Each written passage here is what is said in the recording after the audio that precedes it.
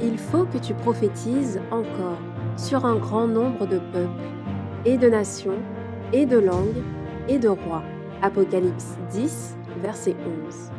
Telle est la mission que nous avons accepté de remplir jusqu'à ce que la terre soit éclairée de la gloire de Dieu.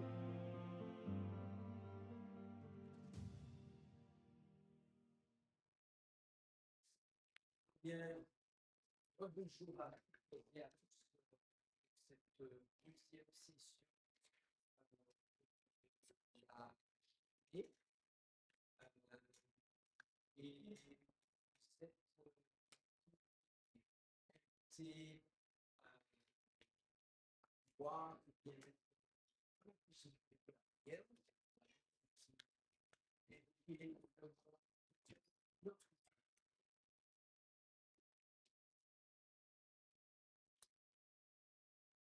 notre Père Céleste, nous voulons te remercier pour ce moment que tu nous donnes une fois de plus. Donc, nous allons étudier ta parole. Nous te demandons de nous conduire et que la compréhension que tu désires que nous acquérons pour ce temps de la fin et cette fin des temps même, eh bien, nous puissions l'obtenir par l'action de ton esprit en nous. Et bénis ce moment et nous t'en prions au nom de Jésus. Amen.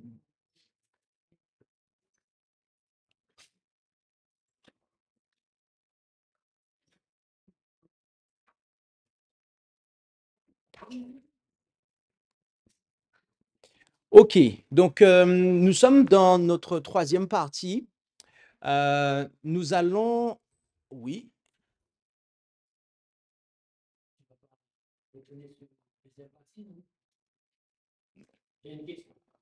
Alors, nous sommes dans notre troisième partie. Et cette troisième partie consistera à continuer ce qu'on a dit dans l'heure précédente. Voilà. Et le mot troisième partie, les gens qui consulteront les enregistrements comprendront pourquoi j'ai dit troisième partie, puisque c'est comme ça que c'est intitulé. Donc, on va résumer tout ce qu'on a vu tout à l'heure, et puis on va approfondir et reprendre toutes les questions, parce qu'entre-temps, plusieurs personnes sont venues me poser des questions, et je leur ai dit de les garder pour ce moment-là. Est-ce qu'on a un volontaire pour nous faire un résumé de ce qu'on a vu dans l'heure précédente? Quelqu'un qui ne s'est pas encore prêté à l'exercice, quelqu'un comme Mireille. Elle va venir nous dire 2 mots, 4 paroles. Après elle, ce sera Josué. Et après elle, ça pourrait être Ketura.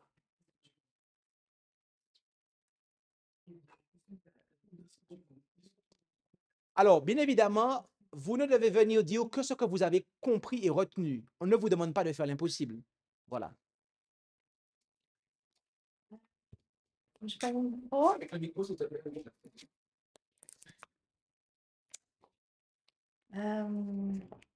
Alors, nous avons vu Daniel 2, verset 7, 8, 9. Verset 9, les prophéties de Daniel devaient être scellées jusqu'au temps de la fin qui se termine en 1798. On a parlé du continuel et le perpétuel, perpétuel qui est la Rome païenne, est ôté. L'abomination qui mène à la désolation est la Rome papale. Et en 538, il y a eu l'établissement de la papauté. En 508, la papauté a été installée sur des bases politiques.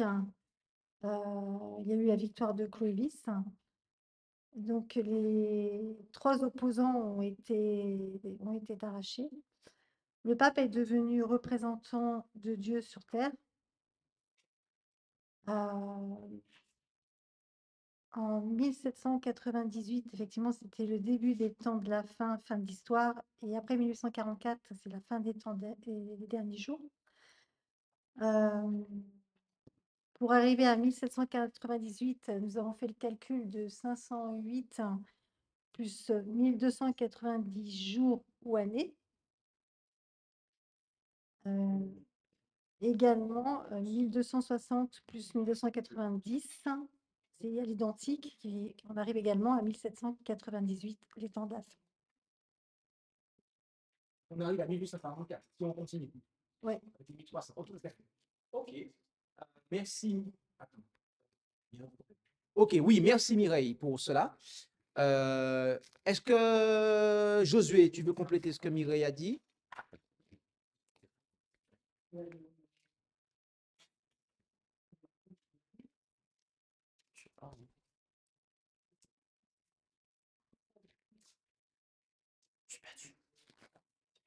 Est-ce que tu estimes que dans ce que Mireille a dit, il y a des choses qu'il faudrait compléter ou pas? Oui, mais je ne sais pas comment les expliquer. Alors, si tu ne sais pas comment, tu dis les choses telles qu'elles viennent. D'accord.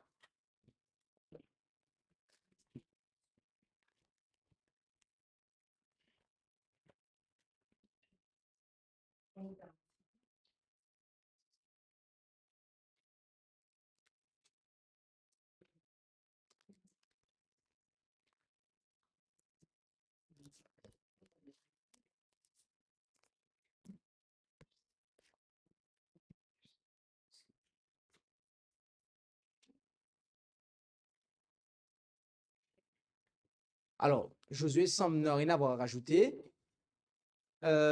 Ketura, il y a des choses que tu voudrais rajouter? Oui ou non? Oui ou non? Ok, un petit peu. Alors, viens rajouter un petit peu.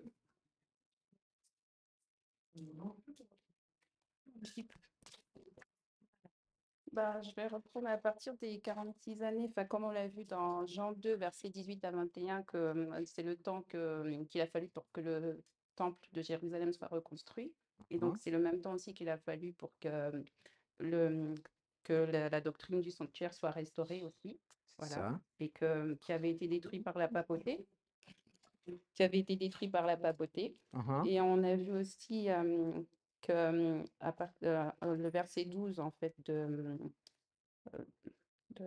Daniel, qui est en lien aussi avec Apocalypse 14, verset 13, où on comprend que à partir de 1844, que ceux qui meurent dans la foi, c'est ceux et qui ont la foi de Jésus, ils vont être ressuscités aussi lors de la première résurrection.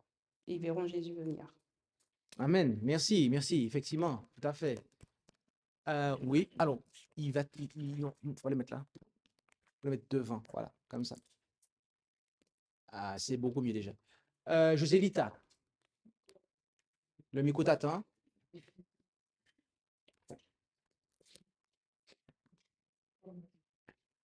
Pas grand-chose, hein, juste pour rebondir sur Apocalypse 14, verset 13. Comme 13, je l'ai dit, ouais. que c'est vrai, souvent on le lit, ils te disent, les œuvres leur suivent. Alors, donne-moi 2 secondes. Est-ce que les gens qui... Attends, je donne-moi 2 secondes. C'est bon. Enfin, je disais, l'Apocalypse 14, verset 13, je voulais rebondir dessus. Quand ils disent, je voulais rebondir sur l'Apocalypse 14, le verset 13, qui disent que, je ne vais pas reprendre tout le verset, les œuvres le suivent.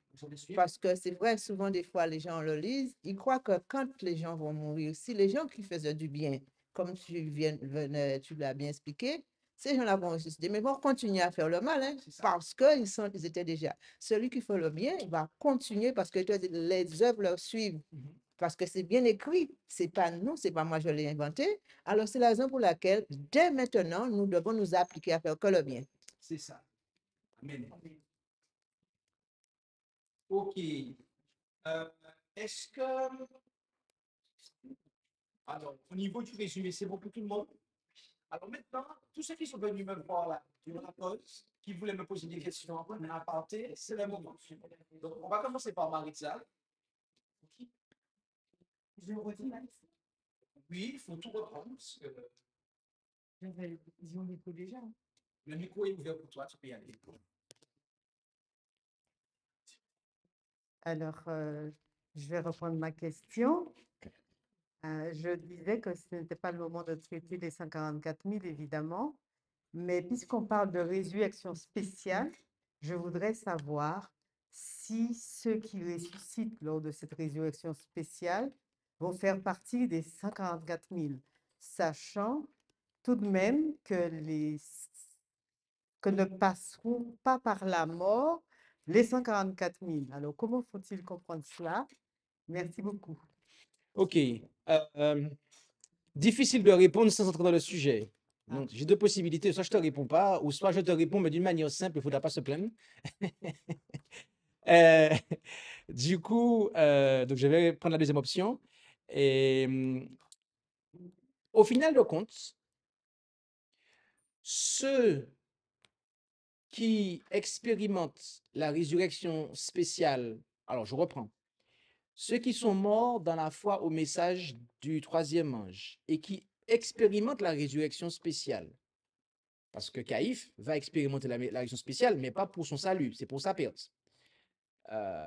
Eh bien, euh, ces croyants-là, ces croyants-là, ils auront la même expérience que ceux qui seront restés vivants et qui seront sauvés. C'est-à-dire, comme nous l'avons dit, les croyants qui sont morts dans la foi au message des trois anges et qui reviennent à la vie par le biais de la résurrection spéciale, ils reviennent dans la même nature, dans le même corps qu'ils étaient avant de mourir, c'est-à-dire la nature d'Adam après le péché. Ils ne reviennent pas à la vie de manière glorifiée. Et donc, quand ils reviennent à la vie, ils continuent à ne pas pécher. Donc, quand la parole dit que celui qui est sanctifié encore, etc., eh bien, après coup, cette parole-là peut s'appliquer à eux, puisque quand ils reviennent à la vie, ils continuent à vivre la vie de sainteté dans laquelle ils étaient rentrés avant d'entrer dans la tombe. OK? Donc, ils ont la même expérience que les 144 000. Donc, expérimentalement parlant, je veux dire, ils ont la même expérience que ceux qui n'ont jamais goûté la mort, si tu veux. Donc, si on se base sur ça uniquement, ce qui est totalement logique d'ailleurs, et qui respecte tout ce que la Bible nous dit par rapport à ça, bah, en fait, il n'y a pas de distinction entre les deux catégories, c'est-à-dire ceux qui n'ont jamais goûté la mort et ceux qui ont goûté la mort, mais qui sont revenus, ceux qui sont morts en Christ et qui reviennent à la vie avant que Jésus revienne, ils auront la même expérience, c'est-à-dire de vivre sans péché devant Dieu, sans médiateur. C'est la même expérience. Alors, c'est pour ça, et là, ça se joue à peu de choses. C'est-à-dire que il est possible qu'il y ait effectivement une distinction qui soit faite, mais expérimentalement parlant, c'est la même chose.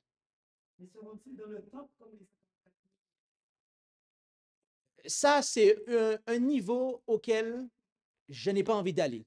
Parce que, voilà, c'est là qu'il va y avoir c'est là que des controverses peuvent naître. Et j'estime qu'il n'y a pas lieu de faire des controverses sur ça. Le point central et le point qui, à mon sens, devrait mettre tout le monde d'accord, c'est-à-dire, quelle que soit la vision qu'on a, à savoir que oui, les 54 000, c'est que les vivants. Oh, les 54 000, c'est que ceux qui sont, c'est ceux qui seront restés vivants, mais aussi tous ceux qui seront morts. Au final de compte, les deux ont la même expérience. C'est-à-dire que les deux vivent devant Dieu sans péché et sans intercesseur. Et ça devrait mettre tout le monde d'accord. Parce que c'est ça l'essentiel, en fait. Donc, je ne vais pas entrer plus en profondeur que ça. On va, alors, on a, je crois, je sais que Georges avait des questions pour moi. Claire devait avoir des questions. Je ne sais pas qui est-ce encore. Donc, n'hésitez pas à revenir, tous ceux qui avaient des questions. Qui est-ce qui avait des questions encore? Je sais qu'il y a plein de personnes qui sont venues me poser des questions tout à l'heure. C'est le maintenant, c'est le moment pour vous poser vos questions. Alors, Georges d'abord et après toi.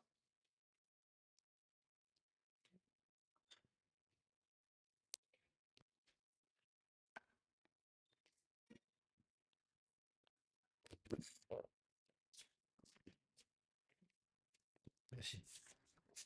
Moi, c'était juste pour me rappeler, tu l'avais dit, mais j'ai pas bien capté, hein, mais saisi.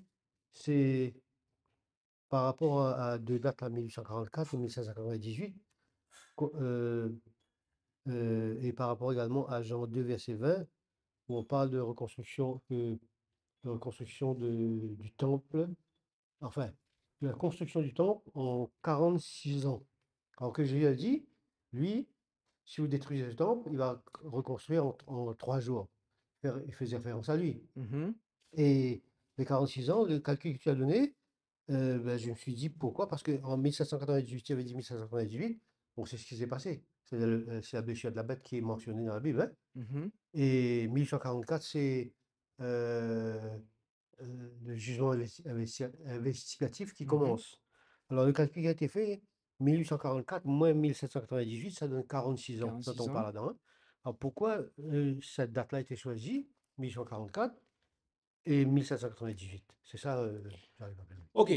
Alors, bon, merci pour ta question. Mhm. Euh, euh, la réponse qui peut être apportée, il y a plusieurs réponses qui peuvent être apportées. Ce qui est évident, c'est que en fait, le, le temple, il a fallu 46 ans pour le rebâtir, le temple terrestre. Et donc, on voit que du moment que la compréhension prophétique a été ouverte en 1798, eh bien, il a fallu 46 ans aussi aux adventistes pour comprendre eh bien que, il y a un sanctuaire dans le ciel, ok, et que la purification n'est pas la terre, mais celle du sanctuaire céleste, etc., dans lequel Jésus, qui a un lieu très saint dans lequel Jésus doit rentrer. Donc, il a fallu 46 ans aux, aux, aux adventistes pour, tout comme les juifs, rebâtir le sanctuaire, mais cette fois-ci la doctrine du sanctuaire, qui avait été démolie par la papauté et qui a été démolie par la papauté. L'enseignement du sanctuaire, la doctrine du sanctuaire pour réparer les brèches. Pour réparer les brèches. Il a fallu 46 ans pour ça. C'est pour ça qu'il est dit en Ésaïe 58, les tiens seront appelés réparateurs de brèches. Voilà. 1798. 1844, parce que c'est à ce moment-là que la parole de Daniel rentre en considération. Quand tu lis Daniel 12 au verset, par exemple, au verset 4, mais toi, Daniel, tu garderas ces paroles secrètes et tu scelleras le livre jusqu'au temps de la fin, donc jusqu'à 1798. Beaucoup se précipiteront ça et là, tandis que la connaissance augmentera. Donc, la connaissance prophétique du livre de Daniel augmentera à compter de 1798. Et c'est ce qui s'est passé. On a vu des croyants se mettre à étudier ce livre et la compréhension qu'on a aujourd'hui a, a augmenté à cette période-là, en fait. OK? Il n'y a pas de souci. Merci beaucoup. Claire?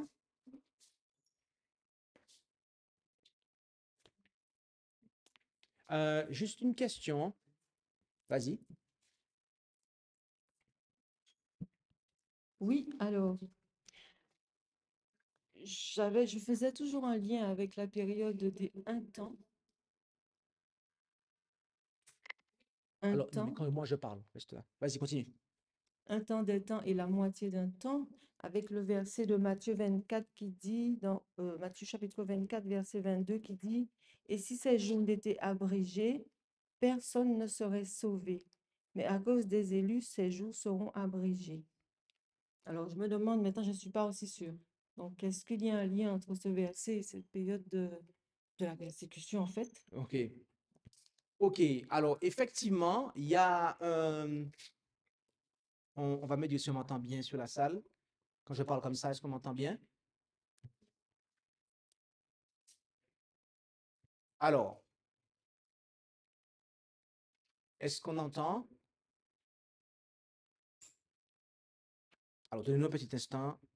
Lorsque il a été dit en Matthieu 24, lorsque Jésus a dit si ces jours n'étaient pas abrégés et compagnie, rappelons-nous qu'il y avait deux portées. Il y avait une portée qui s'étendait jusqu'à la destruction de Jérusalem en l'an 70 et une portée qui s'étendait pour les derniers jours. D'accord? La deuxième portée, elle porte sur les persécutions papales. D'accord? Et l'abrogation, ou je dis pas l'abrégement, mais voilà, la réduction, eh bien, c'est 1798. D'accord? Voilà. Donc, ce temps de la fin qui commence, il met aussi un terme aux persécutions papales. Elles ont été atténuées à partir de ce moment-là, en fait.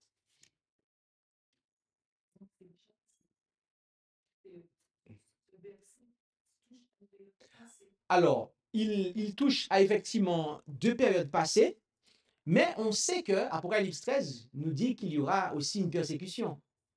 Donc, en fait, on perçoit qu'il y a une troisième application, puisque, rappelons-nous que si on regarde bien Matthieu 24 ensemble, alors, donnez-moi un instant. Voilà. Matthieu 24 nous dit, et Matthieu 24 au verset 3,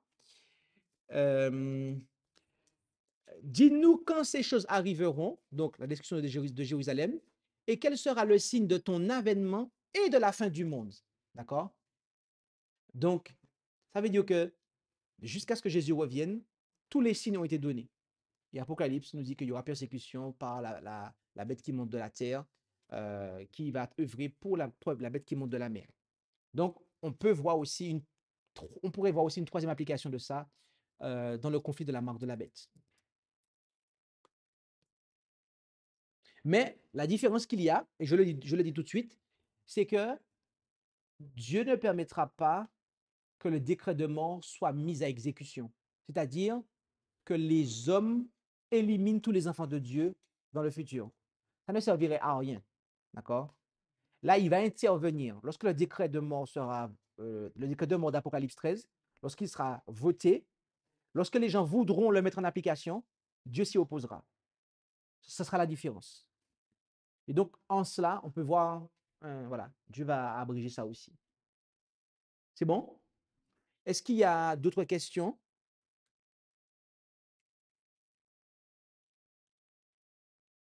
Est-ce que c'est clair pour tout le monde ce qu'on a vu ce matin?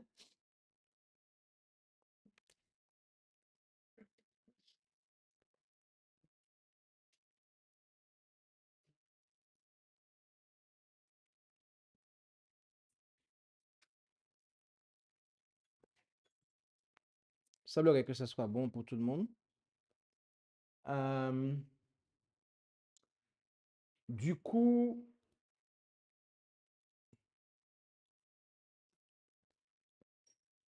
alors, on va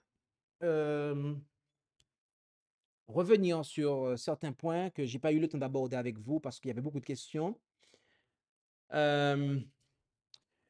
Donc, on a vu que la papauté est arrivée au pouvoir en 508. Sa suprématie a commencé en 538. Les deux périodes de 1260 années et 1290 années terminent toutes les deux en 1798. OK? Ça, c'est quelque chose que l'on a vu. On a aussi vu qu'il y avait donc ces 46 années qui séparaient 1798 d'avec 1844. Sont bénis ceux qui arrivent jusqu'à donc les 1335 jours, donc 46 ans plus tard. Donc, c'est-à-dire la bénédiction d'Apocalypse 14, verset 13. OK? Et donc, cela, ça c'est. Donc, on a vu tous ces points-là. Je suis en train de chercher encore les points que je voulais aborder avec vous en répétant tout ça.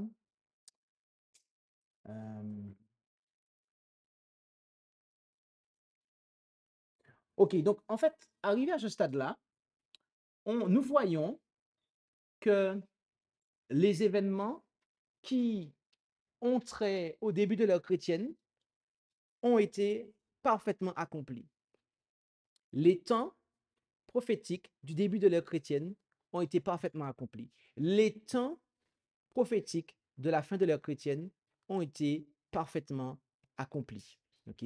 Donc, tout ce que Dieu, en nous permettant de voir que tout ça s'est accompli, eh bien, il est en train euh, de confirmer pour nous que sa parole est vérité et que ce qu'il dit, c'est quelque chose qui va arriver. D'accord? Il n'y a pas lieu de douter de cela. D'accord? Il y a un point qu'on a vu hier. On a dit que les 70 semaines étaient pour les Juifs et que les 1200, alors, les 1200, les 2300 soirs et matins ont été donnés euh, euh, voilà, aux gentils. Alors, très précisément, la période qui est donnée pour les gentils en Apocalypse 11, c'est jusqu'à un temps d'étant, la moitié d'un temps, là, en réalité. Mais ce que nous voulons dire par là, c'est que 70 semaines ont été déterminées. Ça, c'est pour les Juifs.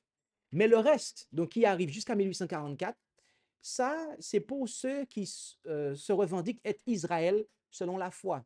D'accord? Donc, on a vu que c'est les églises protestantes qui ont continué à suivre la papauté. D'accord? Je vais insister là-dessus. En fait, Babylone est tombée, bien-aimé. En 1844, Babylone est tombée. Lorsque on arrive à l'époque du jugement, la famille de Babylone est tombée. OK? La famille de Babylone est tombée. Ça veut dire que lorsqu'une église apostasie, après 1844, cette église est tombée, en fait. Cette église est tombée. C'est-à-dire qu'il y a le principe de jurisprudence. OK? Vous savez, c'est quoi la jurisprudence? Alors, c'est même pas la jurisprudence en réalité dont il faut parler ici. C'est même pas l'exemple. Je cherche un terme.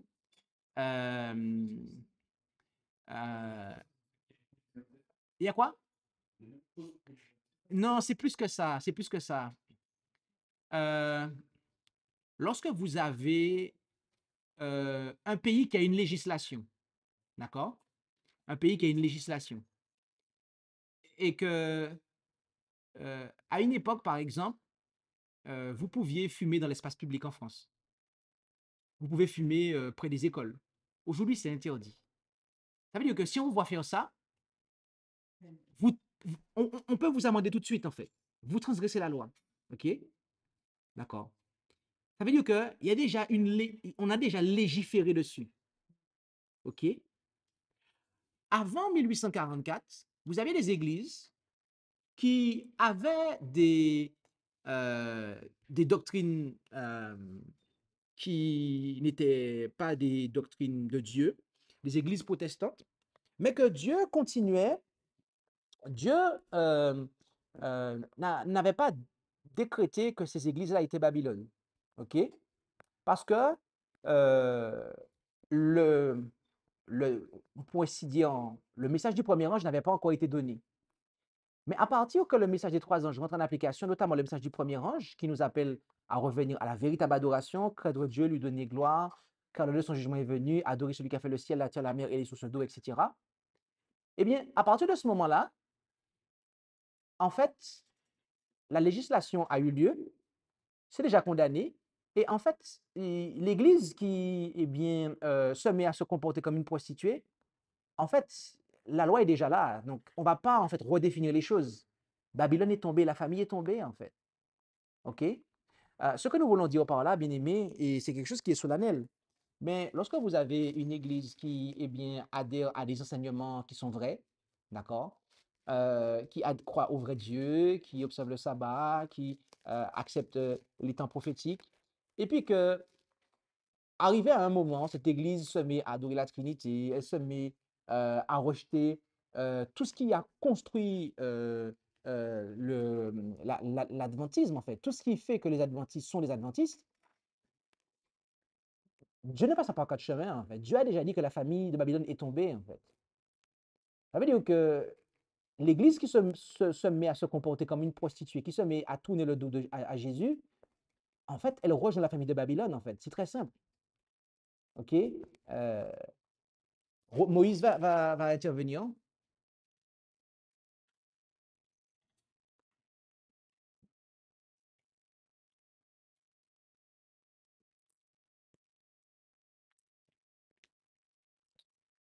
Euh, le tombé qui est exprimé ici, est-ce que c'est le péché contre le Saint-Esprit, puisque en fait, c'est un rouage de doctrine.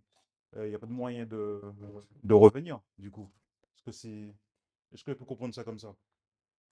Merci. Oui, exactement.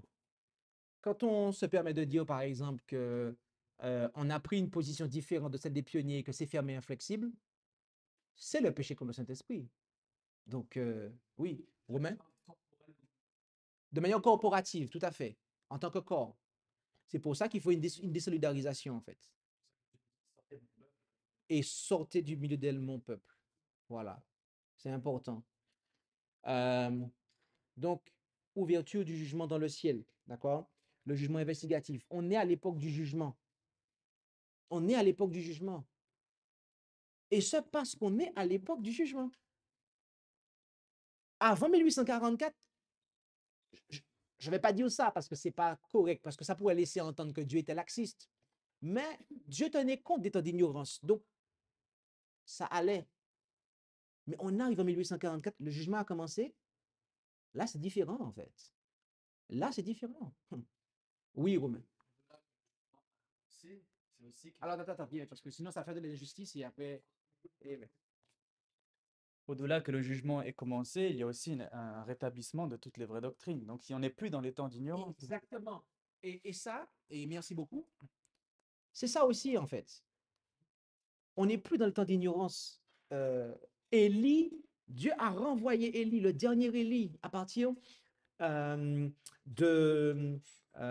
1844. OK? Le dernier Élie qui rétablit toutes choses. Donc, Élie, il rétablit toutes choses. Il rétablit le vrai culte, la véritable adoration, tout, tout, tout. OK? Et ce qu'il y a de plus surprenant par rapport à ça, c'est que si, et il faut le dire parce que ça, c'est une application importante. Il y en a qui pensent que, notamment ceux qui ont rédigé, les théologiens, les Ted Wilson et compagnie, etc., ils pensent que les changements doctrinaux de l'adventisme aujourd'hui, ils disent que ce sont les bons. Nos pionniers n'avaient pas toute la lumière et compagnie. Sous-entendu qu'aujourd'hui, nous avons toute la lumière. Donc, ça voudrait dire, si on doit adhérer à ce discours-là, le discours de l'adventisme moderne, ça voudrait dire en fait que la prophétie ne s'est pas accomplie. Et c'est pour ça en fait qu'ils rejettent les prophéties. C'est logique. Je ne sais pas si vous comprenez ça. Hein. C'est très important ça. C'est pour ça qu'ils balayent toutes ces prophéties-là, parce qu'en fait, ça n'a plus lieu d'être. Mais bien aimé, la prophétie s'est accomplie. Élie est revenu en 1844. D'accord? Et quand Élie, ce n'est pas un faux prophète. Ça veut dire que ce qu'il annonce au monde, ce qu'il annonce à Israël, aux apostats là, qui suivent Akab, pouvoir civil, Jézabel, l'Église catholique, les faux prophètes, les églises apostates, ce qu'il leur dit, c'est la vérité en fait, c'est le véritable culte, c'est la véritable adoration. D'accord? Donc non, Élie est revenu en 1844. Parce que sinon, les gens qui essaieraient de dire que l'Église adventiste, par exemple, d'aujourd'hui a raison dans cette doctrine, et qui en même temps disent que toutes ces prophéties-là sont vraies, eh bien là, on se retrouve dans une contradiction.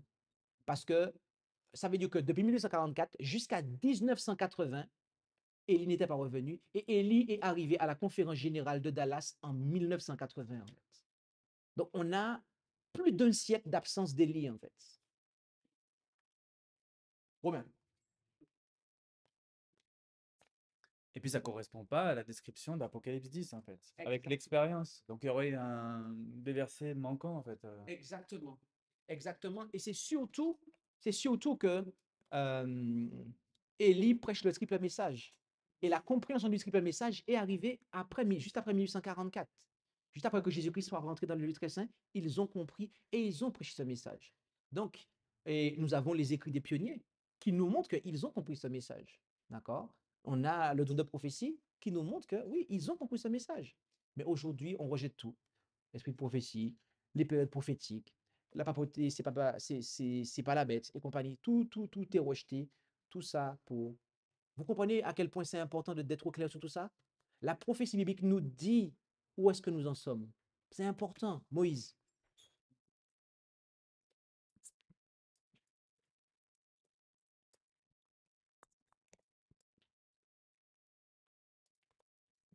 Tiens, Merci. En fait, ce qui me frappe dans l'explication que tu donnes, parce que ça fait comme des puzzles, je commence à mettre des puzzles et ça prend forme. La sœur White, et James White, etc., ils ont quitté leur église d'avant pour rencontrer, enfin former l'église adventiste, 7e jour. Donc ils ont quitté, donc ils sont sortis de Babylone pour le pur enseignement. Et on voit que l'église adventiste nominale actuelle, elle revient avec ces églises-là, en fait. Donc il y a vraiment une scission entre les pionniers et les modernistes, si on les appelle comme ça. Euh, la sœur White, on voit le mouvement, ça quitte, et en fait, par l'écuménisme, l'église adventiste nominale revient, en fait, dans ces églises-là que les pionniers ont rejetées. Voilà. Ah, ah. Merci pour ce que tu dis là parce que justement, ça me permettra de développer un point. Euh, un point que l'on voit en Apocalypse 12, mais qui est aussi présent ailleurs. Mais je vais commencer en Apocalypse 12. euh, Apocalypse 12, et je vais essayer de vous afficher ça ou pas. Oui. Ici, en fait, on nous dit, on nous parle du dragon au verset 3.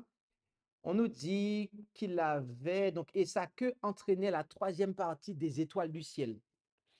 Alors, et permettez-moi de vous dire que ce verset-là n'a pas qu'une seule application, en fait. D'accord? On sait que le verset 7 nous permet de comprendre que la première application qu'il y a, c'est au ciel. Un tiers des anges est tombé. D'accord? Un tiers des anges est tombé. Euh, mais le dragon aussi représente, en plus de Satan, il représente la Rome impériale. D'accord? Et il faut comprendre que la Rome impériale, eh bien, les dirigeants juifs se sont associés avec le pouvoir civil romain. D'accord? D'ailleurs, on a vu, les Romains ont crucifié Jésus à leur demande. Donc, il y avait une association, en fait. OK? Donc, le dragon, le civil, en fait, a été une occasion de chute pour les étoiles du ciel juif, c'est-à-dire les dirigeants juifs. Parce que les étoiles représentent les anges. Les anges sont les messagers, OK? Si vous ne le savez pas. Et donc, cela a cette application-là, OK? Euh, et lorsque l'on regarde pour nous aujourd'hui encore, eh bien, on voit que là, ce n'est pas la Rome impériale, mais là, c'est la Rome papale. La Rome papale qui, aujourd'hui, eh bien, fait tomber plusieurs étoiles dans le ciel adventiste. D'accord? La Rome papale a fait tomber plusieurs étoiles, en fait, dans le ciel adventiste. Et des hommes qui étaient jadis des messagers, que l'on pouvait dire encore que c'était des serviteurs de Dieu, mais qui, en fin de compte, sont tombés, qui sont déchus, en fait, qui ne donnent plus leur lumière, OK, dans ce monde de ténèbres, et qui ont rejoint la Rome papale dans sa chute. D'accord? Euh, et ça, c'est On le voit en Daniel 8, versets 9 et 12. De l'une d'entre elles sortit une petite corne qui devint extrêmement grosse en direction du sud. Attendez, je remets ça pour tout le monde. Daniel 8, versets 9 et 12. De l'une d'entre elles sortit une petite corne qui devint extrêmement grosse en direction du sud, de l'est et en direction de la gloire. Elle devint si grande qu'elle atteignit l'armée des cieux. Elle précipita au sol une partie de l'armée et des étoiles et les piétina. Voilà. Ça, l'application qui est donnée ici, eh bien, c'est pour les dirigeants juifs. D'accord? C'est pour les dirigeants juifs. La Rome impériale, c'est ce qu'elle a fait en fait. Et la Rome papale, c'est exactement aussi ce qu'elle fait aujourd'hui, à notre époque. Donc, tout ça pour dire que l'œcuménisme a été mis en place, et ça, on l'a documenté, on l'a présenté dans un signe des temps, il n'y a pas longtemps, sur le Reste TV. Cela a été mis en place par l'Église catholique romaine pour ramener le protestantisme dans le catholicisme. Ok, je n'invente rien du tout. Et vous savez que tout ce que nous disons, c'est des choses qui sont vérifiées, vérifiables, et nous prenons nos sources dans des lieux qui sont, qui sont connus. D'accord? L'œcuménisme a été voulu par le Vatican, dans le Concile Vatican II. On va l'afficher dans un instant, bougez pas, hein. On arrive avec les textes. Tout est prouvé, tout ce qu'on dit est prouvé. Ça, c'est important. Et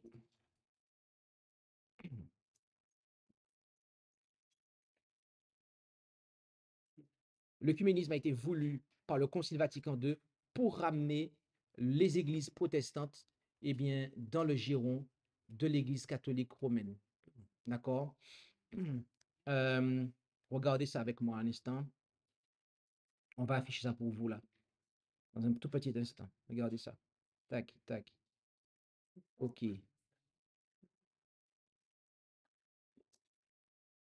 Regardez ça. Boum. Regardez ça. Qu'est-ce qui est marqué là? Regardez. Paul évêque, serviteur des serviteurs de Dieu, avec les pères du Saint Concile, pour que le souvenir s'en maintienne à jamais.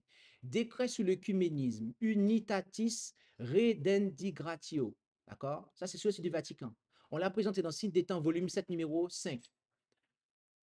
Promouvoir la restauration de l'unité entre tous les chrétiens est l'un des objectifs principaux du Saint Concile œcuménique de Vatican II.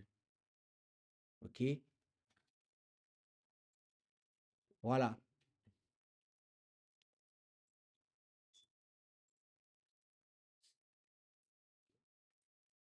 Vous pouvez voir ça dans les autres. Et, OK? Peu à peu, après avoir surmonté les obstacles, se trouveront rassemblés dans l'unité d'une seule et unique Église, tous les chrétiens. Voilà l'objectif de Vatican II. Hein?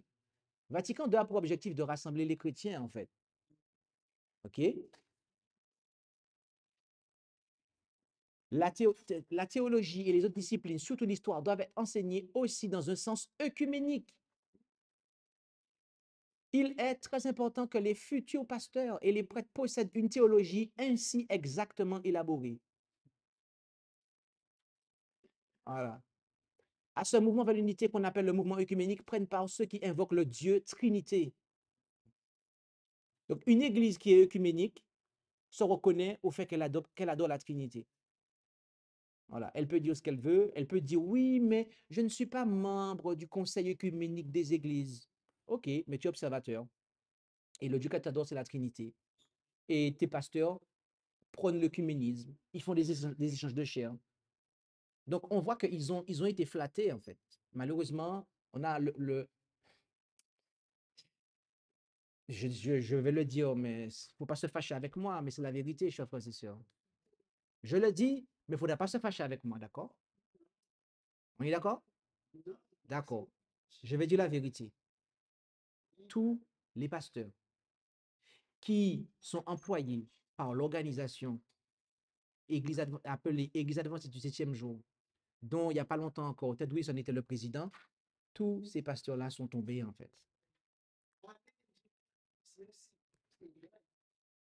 Ils sont tombés comme les dirigeants juifs. Voilà, la petite corne les a fait tomber. Et ils en ont peut-être pas conscience. Certains ont été formatés, formés, mais le fait est qu'on vit en 1844, chers frères et sœurs. Et en 1844, il y a deux camps. À partir de 1844, il y a deux camps. C'est soit vous êtes dans le camp du prophète Élie, le dernier Élie, donc dans la lignée en fait de ce que les piliers adventistes ont fait, ou soit vous êtes dans le camp de l'ennemi, alors soit du côté du dragon, soit du côté de la bête, soit du côté du faux prophète. Mais bref, c'est soit vous êtes dans le camp de la vérité pure, sans mélange, ou soit vous êtes dans une espèce de mixture, de compromis entre erreur et vérité, etc. Et voyez-vous, on peut pas ça en fait. Donc, c'est important de comprendre ça. Euh, Malheureusement, on est hors de temps. Est-ce qu'il y a des questions? Parce que demain, on va éventuellement aller plus loin sur quelque chose d'autre, oui. Tiens. Alors oui, ils sont radiés. Et ceux-là, ils se mettent debout. Mais les autres qui restent ben, ils sont couchés.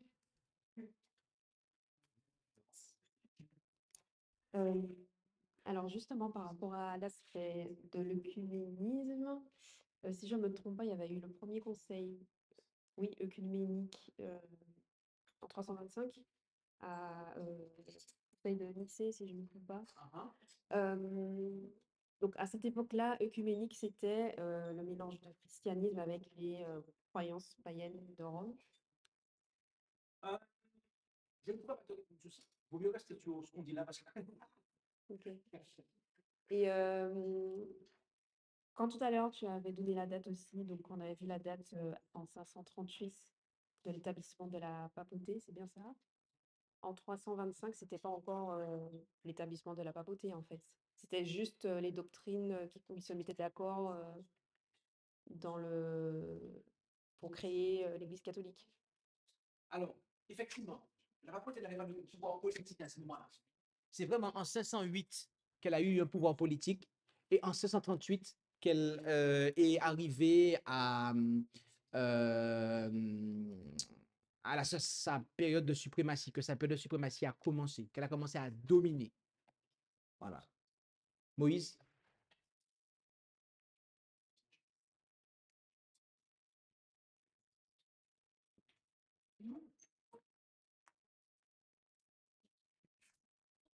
Alors, j'ai une question à poser. Elle m'est difficile à la supporter, mais je la pose quand même. Euh, un pasteur qui est dans notre église, qui prêche, qui est dans notre mouvement, qui prêche, qui a défendu la vérité, si après il va prêcher dans l'église nominale,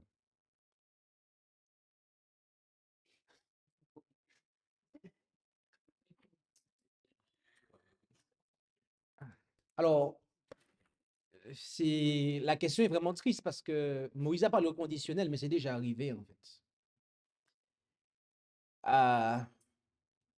Et je vais parler, et vous allez le voir en façon vous-même, nous avons eu effectivement, alors Pasteur Alain, ce n'a pas eu son expérience. D'ailleurs, il a révélé des choses qui montrent que ça a évolué dans le mauvais sens. Bon, moi, j'ai eu une expérience avec effectivement quelqu'un que j'ai beaucoup apprécié jusqu'à présent, hein. Je n'ai, on va dire, humainement parlant, rien contre lui. Mais on a eu effectivement un pasteur qui a été pasteur dans notre église et qui, d'ailleurs, il faut comprendre que avant d'être pasteur dans notre église, il avait quitté l'église nominale parce que justement, le pays dans lequel il vivait était rentré dans l'église adventiste de son pays était rentrée dans l'œcuménisme, dans la fédération protestante de son pays. Et il avait quitté. Et il était contre ça et compagnie. Il avait dit qu'il avait compris par rapport à la vérité sur Dieu et compagnie, etc. Et pour faire court, euh, aujourd'hui, il est retourné dans l'église adventiste et il prêche là-bas. Alors qu'il a entendu, en fait, les vérités, alors que lui-même avait rejeté l'œcuménisme et tout, il est retourné là-bas pour... Et, et si vous voulez, moi, je sais pourquoi c'est arrivé. Euh, je sais à quoi j'ai compris par la suite, avec toute l'image, le gros plan que... Parce que c'est quand les événements passent qu'on peut se rendre compte de tout ce qui s'est passé. Et bien aimé, nous devons être insensibles à la flatterie. D'accord? Nous devons être insensibles à la flatterie. Mais quand je dis ça, je ne suis pas en train de dire ça de moi-même. Je ne parle pas de moi-même, chers frères et sœurs. Et je suis en train, je suis en train ici de vraiment vous prendre la parole de Dieu, parce que quand on regarde en, euh, et Daniel 11, verset 21, Daniel 11, verset 21, regardez ça avec moi. Alors, j'affiche ça pour tout le monde, un instant. Ah ben, tout le monde n'y est, non, tout le monde n'y est pas. Daniel 11, verset 21, on nous dit, après lui, un autre qui sera méprisé sera établi en sa place, auquel on ne donnera pas l'honneur royal. Mais il viendra en paix et il s'emparera du royaume par des flatteries. OK? Au verset 32, il fera pécher par ses flatteries ceux qui prévariqueront dans l'alliance. Mais le peuple de ceux qui connaîtront leur Dieu prendra courage et fera de grands exploits. Donc, il y en a qui étaient dans l'alliance, mais on les a flattés et ils sont tombés, en fait. Ça veut dire que des ennemis de l'œuvre les ont flattés, des ennemis de la vérité les ont flattés, et ils sont tombés et ils sont rentrés, en fait, dans l'apostasie et ils ont apostasié eux-mêmes. Et vous voyez, lorsque vous voulez, il y a un homme qui est venu voir Jésus dans la Bible et qui lui a dit, Maître, je te suivrai partout où tu iras. Jésus a dit à cet homme, le Fils de l'homme n'a pas endroit où poser sa tête. En fait, Jésus voulait faire comprendre à cet homme-là que si tu me suis, il faut comprendre que c'est pas pour des intérêts monétaires ou financiers ou pour... voilà, faut... Et malgré que Jésus lui a dit ça, cet homme a persisté à vouloir suivre Jésus. L'esprit de prophétie nous dit que cet homme-là, c'était Judas, en fait. Quand Judas a tapé à la porte du ministère de Jésus, Jésus l'a découragé d'entrer, en fait.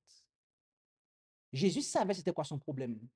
Et Jésus savait que le problème que Judas avait avec l'argent l'empêcherait, en fait, d'être bon ministre de l'Évangile. Bien-aimé, Paul a dit, malheur à moi si je ne prêche pas l'Évangile. Si vous prêchez l'Évangile pour une autre raison que malheur à vous, mais si vous voulez prêcher l'Évangile pour des moyens financiers, ça ne sert à rien, en fait. Il y a des gens que je connais en Afrique qui se sont rapprochés de moi et ces personnes-là, voilà, ils sont en contact avec moi, ils semblent être intéressés et compagnie et compagnie. Et quand je leur parle, je leur dis, bon, comment on organise quelque chose et compagnie, ils me parlent d'argent. Ils me parlent d'argent, en fait. Ah, ils me font un salaire pour faire ça et compagnie, patiti, patata, nanana, tu sais, compagnie.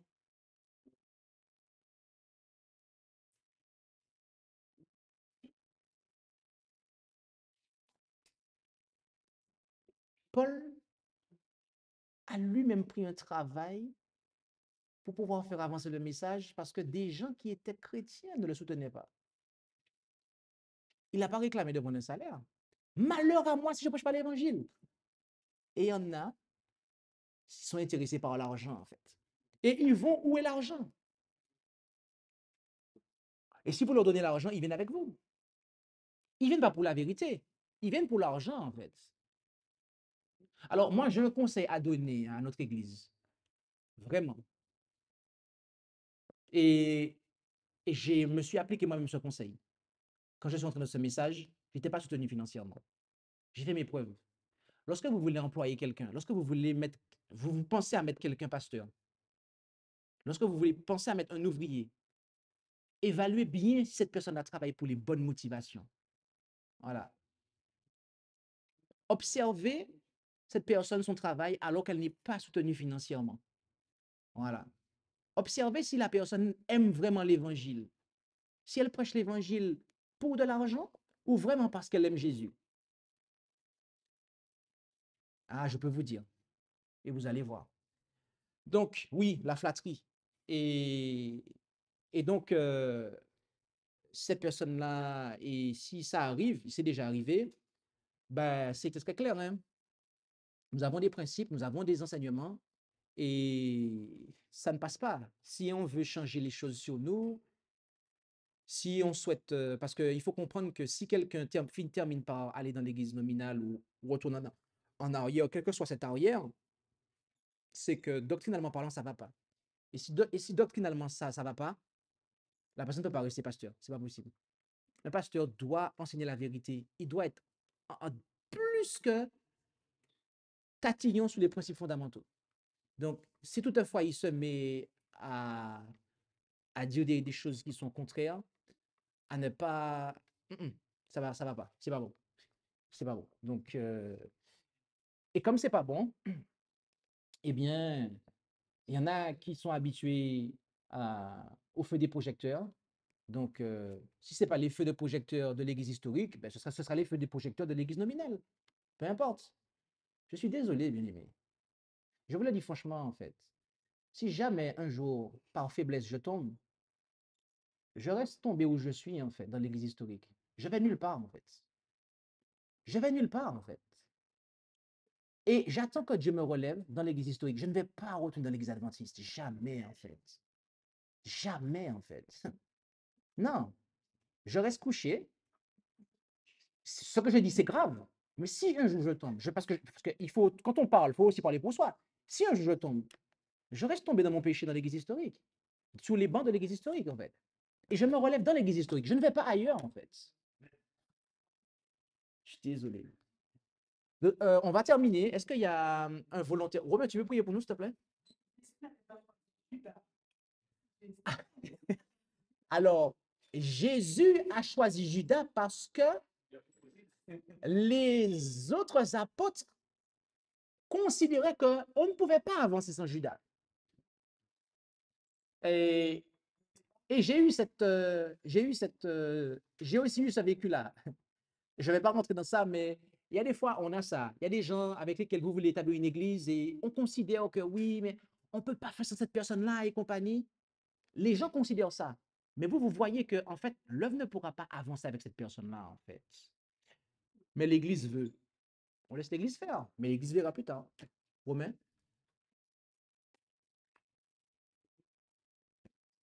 On va prier.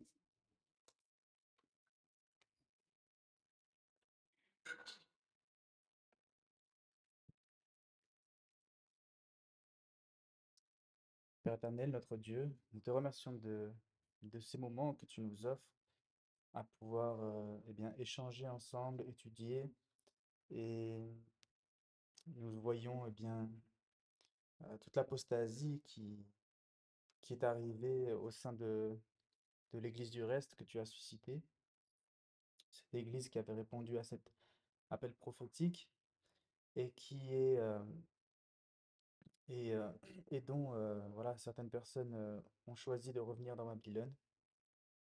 Et tu as suscité aussi des serviteurs pour continuer le mouvement des pionniers, pour maintenir une pureté doctrinale. Et nous te remercions, te rendons grâce pour ce que tu as fait, le fait de maintenir ta vérité, et que tu nous permettes eh bien, à chaque instant de pouvoir eh bien, nous appuyer sur cette vérité pour croître dans ta grâce et dans la sainteté. Et nous savons que tu maintiendras ton Église et que même au travers des tempêtes, eh bien, elle tiendra et elle accomplira sa mission. Donc nous te remercions déjà pour cette promesse et te demandons eh bien, de nous rendre participants à cette mission en nous, eh bien, en nous purifiant et en nous rendant eh bien, saints comme tu es saint et remplis de ton Saint-Esprit. Que ce camp meeting eh bien, puisse continuer à nous affermir dans toutes tes vérités et pour nous préparer, Père, aux événements aussi à venir. Nous te remercions et c'est en Jésus que nous t'avons prié et pour ta gloire. Amen. Merci d'avoir écouté cette présentation. Si vous souhaitez prendre part à la mission que Jésus-Christ confia à notre Église, contactez-nous via les coordonnées présentes sur la page à propos de notre chaîne YouTube à ASJH 1889 france@gmail.com ou via notre page Facebook @ASJH 1889 de France.